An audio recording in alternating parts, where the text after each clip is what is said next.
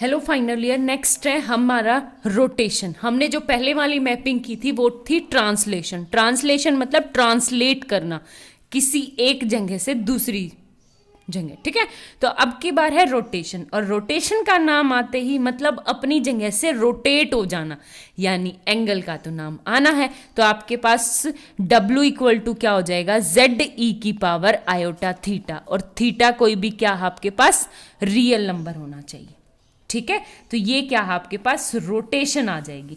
जैसे for example मैं करूं, यहाँ पे एंगल है थीटा और मैं एंगल पोजीशन चेंज हो जाएगी, तो एंगल का चेंजमेंट फॉर एग्जांपल यहाँ पे पहुंच गया, ठीक है। तो वो होता है आपके पास रोटेशन ऑफ अ फंक्शन। इसका एक एग्जाम्पल देखते हैं, एग्जाम्पल के थ्रू आपको क्लियर पता चल जाएगा। इसने कहा एग्जाम्पल नंबर 2 है डिटरमाइन द, मैं एग्जाम्पल देखो एग्जाम्पल नंबर 2 है हमारे पास। ये क्या है, determine the region in which W plane corresponding to the triangular region bounded line x equal to 0, y equal to 0 and x plus Y plus 1 equal to 1। तो मैं इसको सबसे पहले ड्रॉ कर लेती हूँ। फॉर एग्जाम्पल ये है आपके पास 1 2 एंड 3, 1 2 एंड 3, ठीक है। तो x इक्वल टू 0 मतलब x इक्वल टू 0 क्या मतलब होता है, y एक्सिस, और y इक्वल टू 0 का मतलब होता है x एक्सिस, ठीक है। एक तो ये हो गया। दूसरी बात इसने कही x plus Y equal to 1, तो मेरे पास क्या आ गया, ये x y, x को 0 रखूंगी तो y1, y को 0 रखूंगी तो x1, एक तरह से ये आ गया ये रीजन, ठीक है। तो मैं इसको बाउंडेड ट्रायंगुलर रीजन आ गया मेरे पास, ठीक है। अब इसने कहा कि इसकी मैपिंग करनी है आपको इस वाले में, तो आपके पास यहाँ पे क्या आ गया, W इक्वल टू ZE की पावर आयोटा पाई बाय 4, ठीक है। आयोटा पाई बाय 4 कैसे करेंगे वो देखो। Z क्या है आपके पास, x प्लस आयोटा वाई होता है। E की पावर आयोटा पाई बाय 4 का मतलब होता है cos pi by 4 plus iota sine pi by 4, और पाई बाय 4 का मतलब है pi by 1 by under root 2, या क्या आ जाएगा x plus iota y into cos 1 by under root 2 plus iota 1 by under root 2, ठीक है। तो ये क्या आ जाएगा, आप अंदर मल्टीप्लाई करवाओगे तो एग्जैक्ट मेरे पास क्या बन गई इक्वेशन।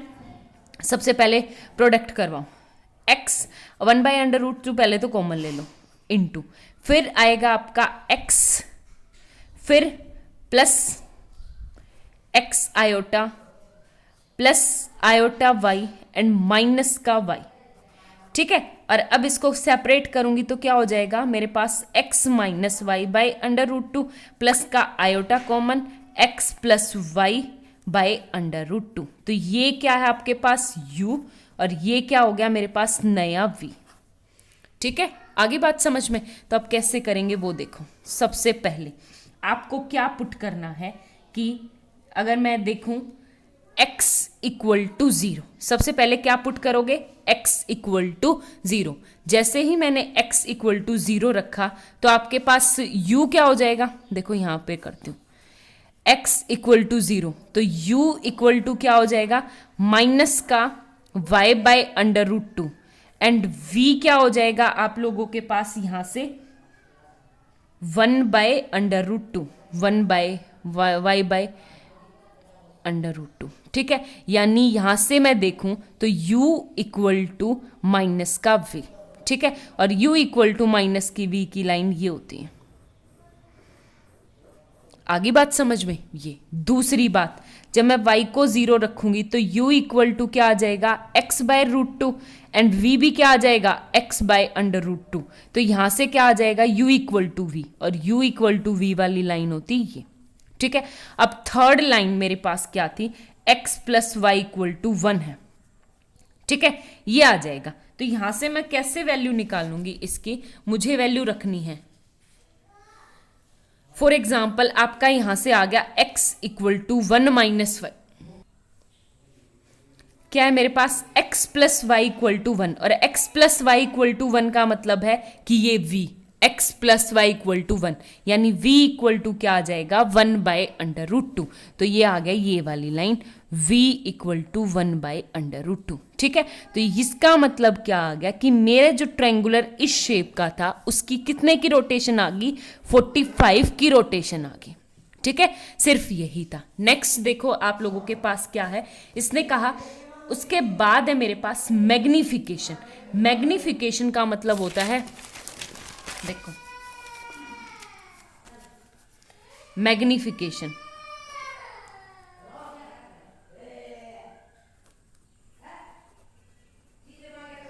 मैग्निफिकेशन का मतलब होता है जब मैं किसी चीज को मैग्नीफाई कर दूं, या तो उसको बड़ा कर दूं या छोटा, या तो वो क्या हो जाएगा मेरा बड़ा हो जाएगा या छोटा। तो W equal to A Z, ठीक है। तो W इक्वल टू क्या आ गया मेरा ए जेड। ए जेड का मतलब है कि अगर ए कुछ पॉजिटिव नंबर होगा तो बड़ा हो जाएगा। कैसे करते हैं वो देखो, एक एग्जाम्पल के थ्रू हम करते हैं।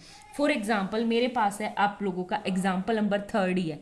एग्जाम्पल नंबर 3 है क्या है कि number x equal to 0, Y equal to 0 and x plus Y equal to 2, ठीक है। हमें इसकी मैपिंग करनी है किस में, W इक्वल टू 3z में। किस में करनी है, W इक्वल टू 3z। तो यहां से मैं करूंगी तो एक बात बताओ, सबसे पहले मेरा ये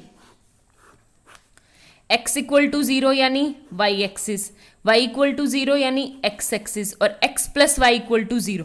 वहीं से इसकी लाइन मुझे बनानी ना पड़े, बतानी ये 2, तो ये आ जाएगा आपके पास 2 से 2, ठीक है।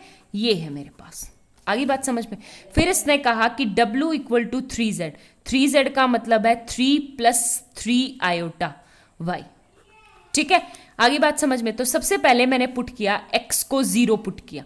x को जब मैंने x को 0 पुट किया तो आप लोग एक बात बताओ, यहां से आपके पास क्या आ गया, x को जैसे ही मैंने 0 पुट किया तो देखो ये था मेरा u और ये था v, तो u भी क्या हो गया आपका 0, तो u भी क्या आ गया मेरे पास 0, और u 0 का मतलब ये वाली लाइन, ठीक है। फिर मैंने y को 0 पुट किया, y को 0 पुट किया तो v भी क्या आ गया 0, v भी 0 मतलब ये वाली लाइन, ये आपके पास W प्लेन है, ठीक है। अब थर्ड बात करते हैं हम x प्लस वाई, यानी x plus Y equal to 2 है, ठीक है। ये है मेरे पास। और एक बात बताओ, ये u है मेरे पास, ये तो मैं u प्लस v करूं तो ये क्या आता है मेरे पास 3x प्लस 3y, यानी 3 कॉमन ले लूंगी तो x प्लस वाई, यहां से क्या आ गया मेरे पास u plus v equal to x plus Y 2 के इक्वल है, तो किसके इक्वल आ जाएगा 6 के इक्वल। यानी मैं अब इस लाइन में करूंगी तो एक बात बताऊं, यहाँ पे क्या हो गया मेरा, जब मैं v को 0 पुट करूंगी तो u इक्वल टू 6 एक स्ट्रेट लाइन बनेगी, u एंड v। जब मैंने u को 0 रखा तो v 6, v को 0 रखा तो ये 6, यानी यहाँ पे क्या आ जाएगा 6 नंबर, और ये है 6, ये वाली स्ट्रेट है। देखो कहाँ 2 कहाँ 3, यानी मैग्नीफाई हो गया 3, ठीक है। तो ये होता है मेरा मैग्नीफाई। इसके बाद आता है मेरे पास रोटेशन एंड मैग्निफिकेशन। रोटेशन और मैग्निफिकेशन का मतलब है कि आप किसी भी चीज को, रोटेशन और मैग्निफिकेशन बिल्कुल साइमल्टेनियसली कर सकते हो, या तो रोटेशन पहले कर सकते हो या मैग्निफिकेशन, इससे कोई फर्क नहीं पड़ेगा। बट आप अगर ट्रांसलेशन हमेशा किस में होती है, लास्ट में होती है, ठीक है।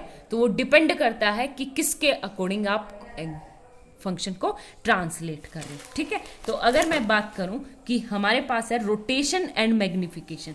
रोटेशन एंड मैग्निफिकेशन का मतलब होता है, कैसे डिफाइन करते हैं कि आपका हो जाएगा W equal to f of z equal to A z e की पावर आयोटा थीटा, ठीक है। आगे बात समझ में। तो अगर आपसे कोई पूछे ट्रू और फॉल्स में, ये क्वेश्चन बहुत बार आता है, रोटेशन का R लिख रही हूँ, मैग्निफिकेशन का M, और T का होता है ट्रांसलेशन, यानी आप लोग क्या साइमल्टेनियसली इक्वल होते हैं कि मैं पहले R M इक्वल होता है M R के, यानी M ऑफ R, यानी पहले मैं मैग्निफिकेशन करूं फिर रोटेशन वो, या आपका मैग्निफिकेशन ऑफ ट्रांसलेशन इक्वल होता है किसके, T ऑफ M के, ठीक है। तो ये होता है हमेशा ट्रांसलेशन लास्ट में किया जाता है, तो ये फॉल्स आएगा, ठीक है। मैग्निफिकेशन और रोटेशन आप कोई भी, क्योंकि दोनों मल्टीप्लाई में होते हैं जेड के, और प्लस ट्रांसलेशन बाद में आता है एल, ठीक है।